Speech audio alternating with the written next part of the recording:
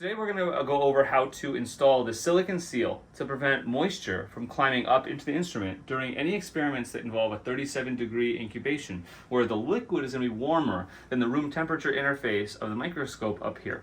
So we have these silicon gasket seals. They should be found in this special silicon storage box, wafer storage box, in the Petri dish specialized compartment.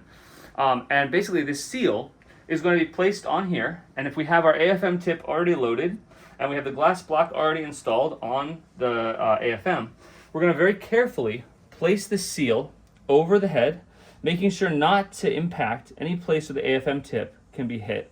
And as we do, we want to stretch that skirt out along the base, and to avoid getting close to the tip, we can stretch it out by pulling on the sides like this, on the ends, rather than getting close to the center, all the while trying to make sure we're minding whether anything gets close to our AFM tip in the center.